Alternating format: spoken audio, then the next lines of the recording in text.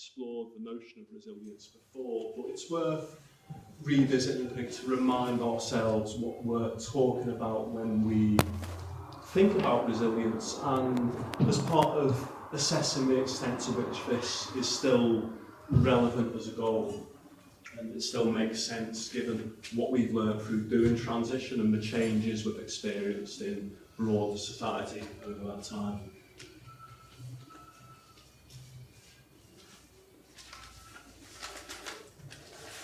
Did that draw these out to save time? Stop the flip chart.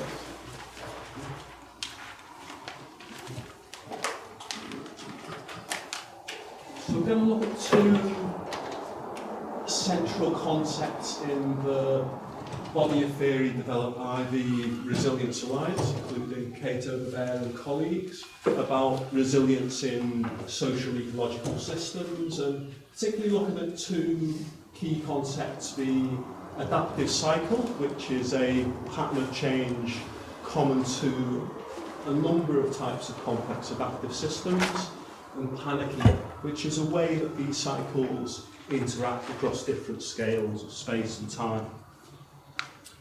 And the origins of this are in ecology, and until about the 1970s, ecologists thought that an ecological system after a disturbance, a regrowth or the introduction of a population to a new area, would go through a phase of rapid growth and accumulation of resources. We've got resources up here and time over here to start with, until it reached a point where all the available resources are used up, and you got to a point which used to be called a climax, which until that time was thought to be the end state of the system. So in the environment here, we go from weedy grassland through scrub to broadleaf deciduous woodland. It used to be thought that ecological systems tended towards this type of endpoint. The same used to be thought of for many social systems. So there's a series of theories of human history, human social development leading up to a certain point. For the Victorians, it was Victorian society. For Marx, it was communism after the revolution. For a lot of the Ken Wilber and integral thinkers, it's their baby boomer society. But we now know that systems are constantly changing, and the climax is what used to be a climax is a temporary state that's always followed by a phase of decline and reorganisation. So we lose time here. Things become more interconnected, until the point where some sort of disturbance, internal or external, affects the system. It breaks down and reorganises in some way. From the point of view of our current concern about resilience, it's important to note that resilience is in this, what used to be thought as the most stable point, resilience is actually at a minimum. As the system uses up the available resource and becomes more interconnected, it becomes more and more vulnerable to a disturbance, and this release becomes most likely. Resilience is highest in this phase of growth here, and begins to increase again through this phase. And during this reorganisation is when the system's most sensitive to external disturbances, and whatever is experienced at this point will determine the nature of the next cycle, how it grows and what it grows into. So that's crucial, because that's also the point at which the system has the maximum opportunity for learning.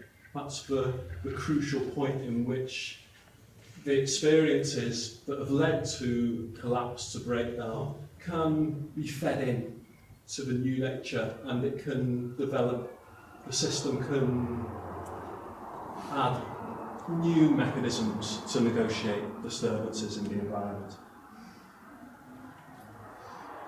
This type of pattern, it's been observed in ecological systems, economic systems, as boom bust cycle, social systems, in the history of ideas, in science, for example, a certain paradigm dominates scientific thinking, and is all the new ideas and thinking feed into it. At some point, it no longer fits with the available data, it breaks down.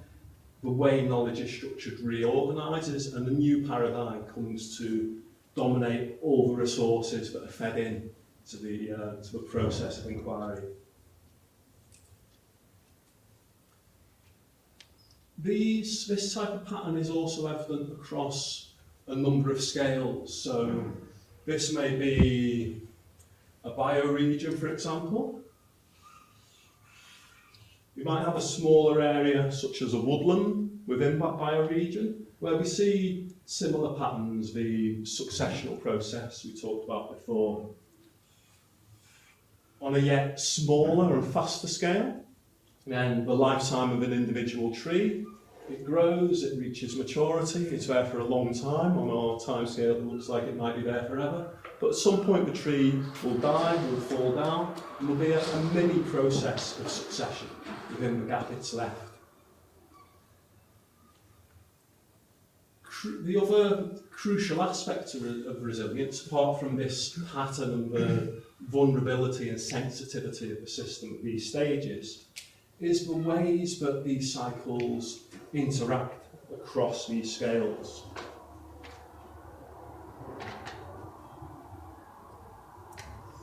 From the point of view of systems at smaller scales,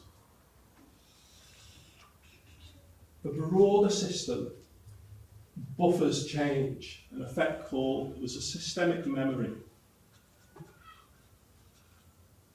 When there's a localized breakdown, the tree falling down in the forest, another tree will regrow because there's intact forest around it that's contributing the seeds, it's contributing the environment, all the organisms that will be part of the succession and the regrowth.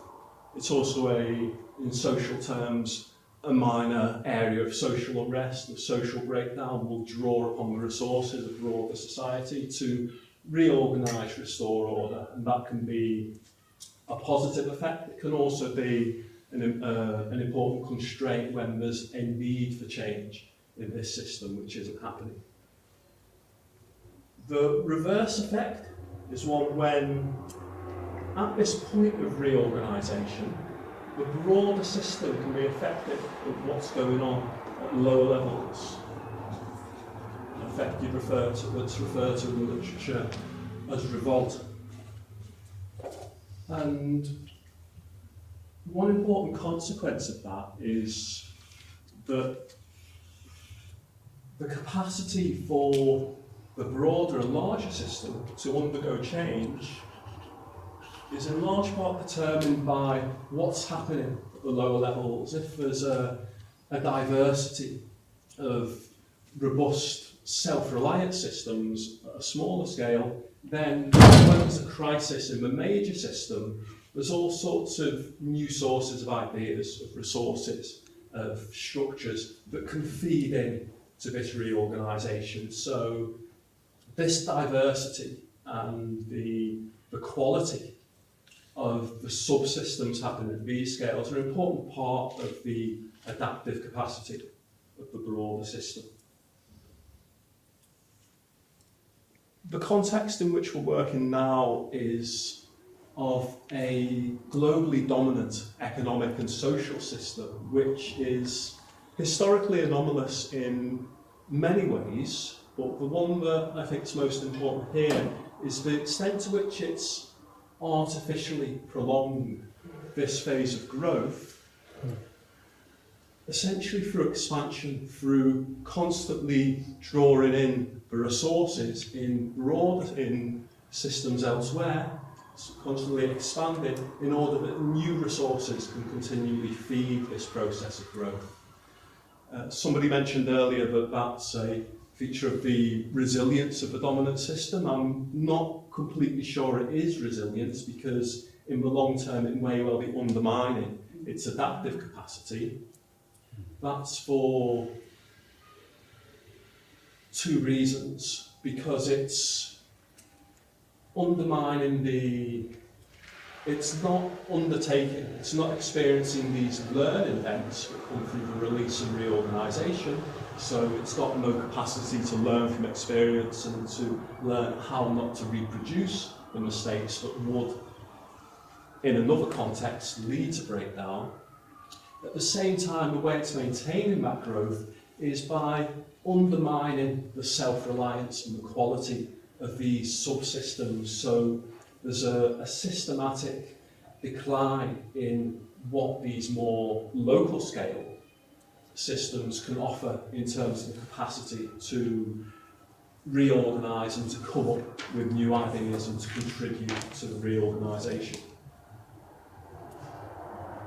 So worldwide, we're experiencing different points of this in the UK, Germany, where you can see some signs of breakdown through austerity, where some people experience it more harshly than others, but the system still tends to be going strong as it is. Places like Portugal, Greece, where the state infrastructure has broken down to a greater extent and people are having to be much more self-reliant and creative, then it's perhaps further down this phase of release and collapse. So I'd like to leave with the suggestion that transition and the localisation agenda in transition is about building these local scale subsystems that can give us a capacity to negotiate collapse and reorganisation, and to consider again the question we've raised already of the balance between inner and outer processes in that, remembering that these cycles seem to apply to ideas as well as structures and practices and more external aspects. And the extent to which, given what we've begun to experience since 2008, this agenda of resilience building still makes sense, and what opportunities these experiences arrive to think about how the action we're taking at local level might scale up to the bioregion or to broader systems.